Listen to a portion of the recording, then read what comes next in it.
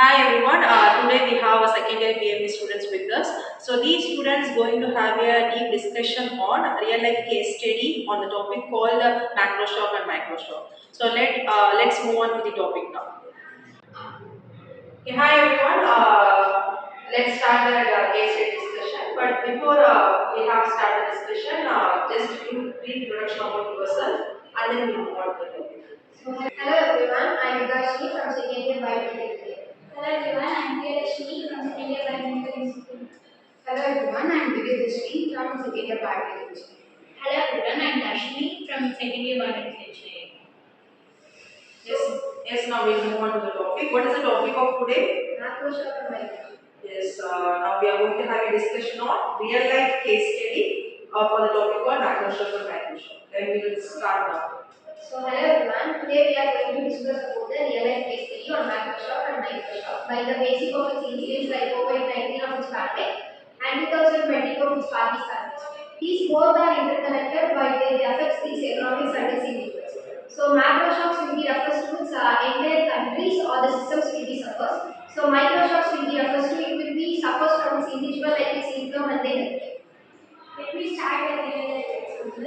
In 2022, Pakistan had affected too many people. In about 1,700 plus deaths and 40 billion damages. It is because of Microsoft because it affected entire national economy. Infrastructures like roads, hospital, and agriculture was destroyed, and government announced a national emergency. Yes, the effect of macro shocks were seen during COVID-19 pandemic also, where the lockdown globally affects the economy and reduce the overall productivity.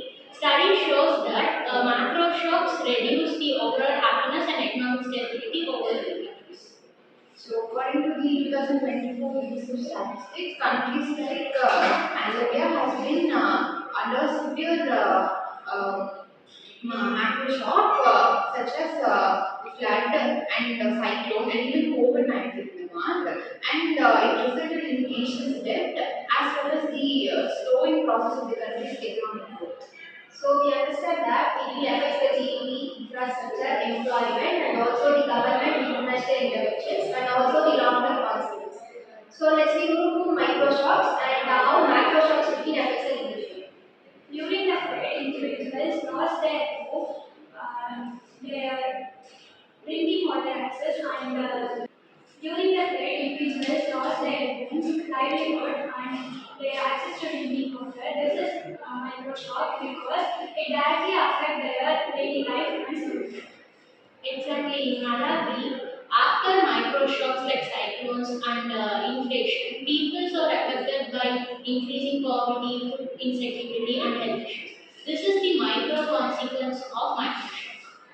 Even during COVID-19, people lost their job. They even lost their access towards the healthcare products, and they also were subjected to mental stress and even illness.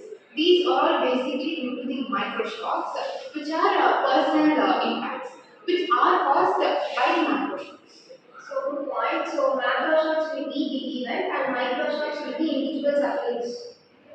Macroshock and microshocks are interconnected. Macro event like flood affect the micro problem like poverty.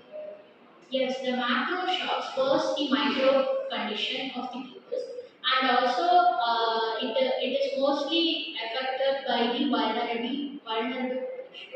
So basically, two policies are to be included, which is the economic recovery and the social welfare. So that without addressing the micro events, macro events cannot be occurred. To conclude that, micro will be long-term sufferings from its entire countries or the systems, and micro will be individual sufferings of its persons, individuals of its healthcare and its income.